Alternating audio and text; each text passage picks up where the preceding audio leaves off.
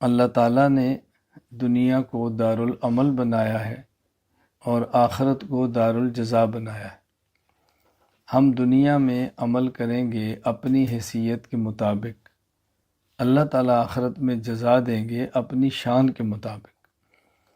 ہماری حیثیت چونکہ محدود ہے تو ہمارا عمل بھی محدود ہے۔ اللہ تعالیٰ کی شان چونکہ غیر محدود ہے تو اللہ تعالیٰ کی طرف سے دیا جانے والا اجر بھی ہمارے علم کے مطابق غیر محدود ہے، نہ ختم ہونے والا اجر ہے۔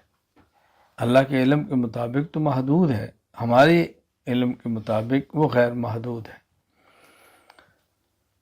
دنیا میں رہ کر ہم نے کیا کرنا ہے اس کو اچھی طرح سمجھ لیں۔ ہماری دنیا بھی بہتر ہو، ہماری موت کے بعد کی زندگی بھی بہتر ہو، ہمیں کیا کرنا چاہیے؟ نمبر 1، ہم اپنے قلوب کو نور ایمان سے منور کریں۔ نمبر 2، اپنے اجسام کو مسنون اعمال سے مزین کریں۔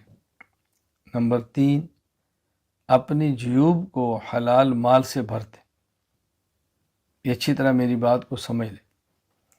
اپنے دلوں کو نور ایمان سے منور کریں اور اپنے اعمال کو، اپنے اجسام اور جسموں کو، ابدان کو، بدنوں کو مسنون اعمال سے مزین کریں اور اپنی جیب حلال مال سے بھر دیں۔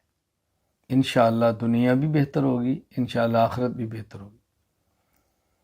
قرآن کریم میں ہے کہ جس شخص نے بھی نیک عمل کیا، نیک عمل، فَلَنُحْيِيَنَّهُ حَيَاتًا طَيِّبَةً، ہم دنیا کی زندگی اس کی پاکیزہ کر دیتے، اس کو پاکیزہ زندگی عطا کر دیتے اور آخرت اس کی بہت اچھی بنا دیتے۔ اور اگر دنیا میں غافل رہا ہماری یاد سے، نہ اس نے اپنے قلوب کو نور ایمان سے منور کیا، نہ اس نے اعمال کو مسلمان سے مزین کیا، اس کے بارے میں صاف صاف ہے، نحشرہ یوم القیامت اعمیٰ، ہم اس کو دنیا میں اندھا کر کے اٹھائیں گے۔ وہ چیخے گا اور کہے گا یہ کیا ہوا، میری تو آنکھیں تھیں۔ اللہ فرمائیں گے کذالک اتتک آیاتھا فنسیتھا وکذالک الیوم تنسی، جب ہماری آیات آتی تھیں تو تم توجہ نہیں دیتے تھے، آج تمہارے اوپر توجہ نہیں دی جائے گی۔ اللہ اکبر۔ اللہ ہمیں یہ بات سمجھنے کی توفیق عطا فرمائے۔ اپنے قلوب کو نور ایمان سے منور کریں، اپنے دلوں کو نور ایمان سے منور کریں۔ اومن کان میتن فحییناہ وجعلنا نور یمشی، اللہ فرماتے ہیں کیا دیکھو وہ لوگ کہ اندھے ہیں، بے جان ہیں، مردہ ہیں، ہم جب ان کو نور ایمان دیتے ہیں تو اس سے وہ چلتے ہیں۔ تو کیا یہ اس شخص کی طرح ہو سکتا ہے جو نور ایمان سے خالی ہے؟ سوال ہی پیدا نہیں ہوتا۔ اور کس طرح قرآن کریم نے سمجھایا ہے، حل یستوی الاعمی والبصیر، کیا دیکھنے والا اندھا برابر ہو سکتا ہے؟ سبحان اللہ۔ بار بار اللہ پاک نے مثالیں دے کر قرآن کریم میں بات سمجھائی ہے، اور حضور اکرم صلی اللہ علیہ وسلم نے احادیث میں سمجھایا، مثل الذی یذکر رب والذی لا یذکر رب مثل الحی والمیت، اللہ کو یاد رکھنے والا، اللہ کی یاد سے غافل رہنے والا، یہ ایسے ہی ہیں جیسے ایک زندہ ہے اور ایک مردہ ہے۔ اللہ کو یاد رکھنے والا زندوں کی طرح ہے، اور اللہ کی یاد سے غافل ہونے والا یہ زندہ ہو کر بھی مردوں کی طرح ہے۔ اپنے قلوب کو نور ایمان سے منور کریں۔ اللہ اکبر۔ اپنے دل کو ایمان کا نور دیں، اللہ کی محبت دیں۔ میری بات اچھی طرح ذہن نشین کر لیں، میں کس درد کے ساتھ یہ بات سمجھاؤں۔ ایک دل میں دو محبتیں کبھی جمع نہیں ہوتی، ایک دل میں دو محبتیں جمع کبھی نہیں ہوتی۔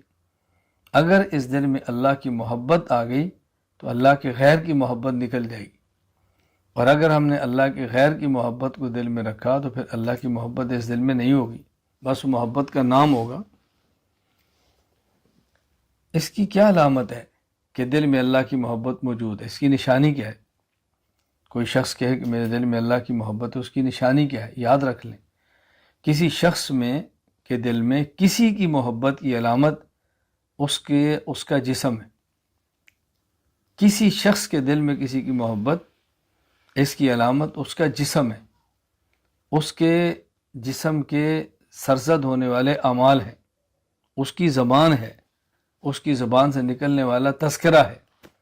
انسان جس سے محبت کرتا ہے دل و جان سے اس کی اطاعت کرتا ہے، اور انسان جس سے محبت کرتا ہے اس کا بار بار تذکرہ کرتا ہے، باتوں میں تذکرہ، مزاح میں تذکرہ، ہر جگہ اس کے تذکرے کو چھیڑ دیتا ہے جس سے محبت ہوتی ہے۔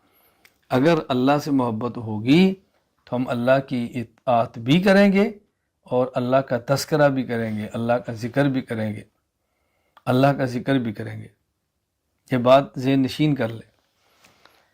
قرآن کریم میں ہے قل ان کنتم تحبون اللہ فاتبعونی، اے پیغمبر ان سے بتاؤ اگر اللہ کی محبت کا دعویٰ ہے تو پھر پیغمبر کے نقش قدم پر چلو۔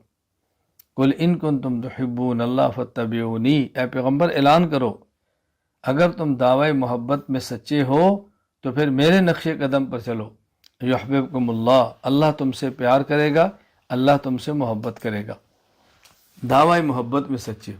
میں یہاں اس آیت کریمہ کی مزید تفسیر پہ بات نہیں کرتا، یہ ذہن میں رکھ لیں۔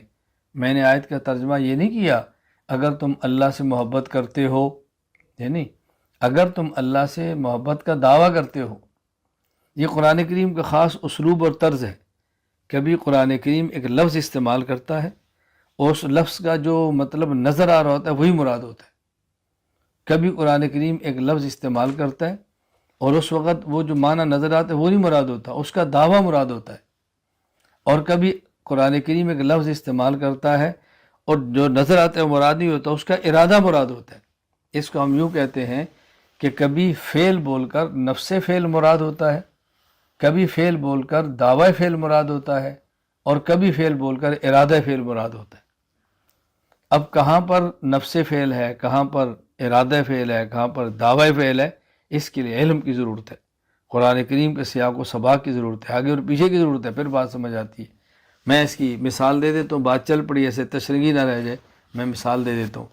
قرآن کریم میں یہ تو کئی اور اکثر مقامات پر ہے کہ جو فعل بولا گیا ہے وہی مراد ہے۔ مثلا ہم کہتے ہیں یؤمنون بالغیب، اس کا معنی کیا ہے کہ جو نہیں دیکھتے اس پر ایمان لاتے ہیں۔ ینفقون، خرچ کرتے ہیں۔ بالآخرت یوقنون، آخرت پر یقین رکھتے ہیں۔ بالکل صاف صاف بات ہو رہی ہے۔ اور کبھی فعل بول کر دعوی فعل مراد ہوتا ہے، اس کو اچھی طرح سمجھیں۔ اب دیکھیں قرآن کریم نے تزکیہ نفس پہ کتنا زور دیا ہے، تزکون انفسہم قد افلح من تزکا، کتنا زور دیا ہے، تزکیہ کرو تزکیہ کرو۔ ایک جگہ قرآن کہتا ہے فلا تزکو انفسکم، فلا تزکو انفسکم کا اگر نفس فعل کا معنی لیں گے تو اس کا معنی کیا ہوگا، اپنے نفسوں کا تزکیہ مت کرو۔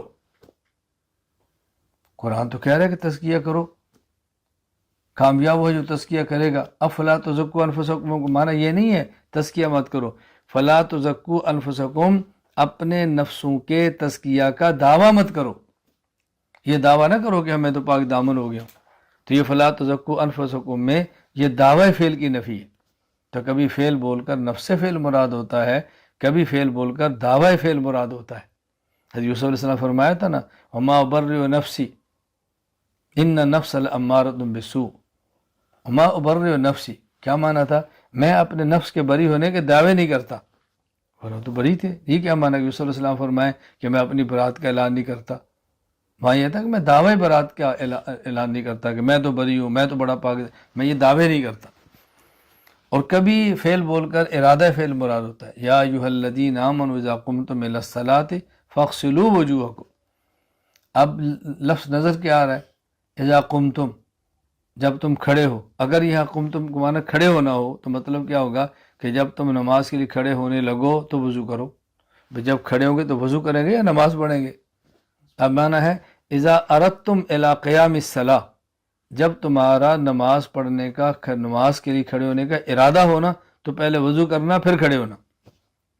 خیر، میں بات یہ سمجھانا چاہ رہا تھا کہ ہم اپنے قلوب کو نور ایمان سے منور کریں۔ اپنے یہ قلب میں نور ایمانی کا معنی کیا ہے، اپنے دل میں اللہ کی محبت کو لائیں، اپنے دل میں اللہ کی محبت کو لائیں۔ میں یہ عرض کر رہا ہوں اگر میں دعوی محبت الہی کرتا ہوں تو اس کی علامت کیا ہے کہ میں جھوٹ بول رہا ہوں یا سچ بول رہا ہوں؟ اس کی بڑی آسان سی علامت کیا ہے کہ میرے عمل کو دیکھیں، میری زبان کو دیکھیں۔ انسان جس سے محبت کرتا ہے اس کی اطاعت کرتا ہے، اس کے تذکرے کرتا ہے۔ بس ایک بڑا معروف ہے، عربی کا شعر ہے، بہت معروف ہے، تحب الالہ و تعصی امرہ، تو اللہ سے محبت کے دعوے کرتا ہے اور اللہ کی نافرمانی بھی کرتا ہے۔ ھذا الامری فی الفعال بدیع، بڑی عجیب سی بات ہے کہ محبت کے دعوے بھی ہیں اور پھر نافرمانی بھی ہے۔ لو کان حبک صادقا لاطعتہ فإن المحب لمن يحب مطیع، اگر تو دعوی محبت میں سچا ہوتا تو پھر اللہ کی اطاعت کرتا، کیونکہ محب اپنے محبوب کی بات کو مانتا ہے۔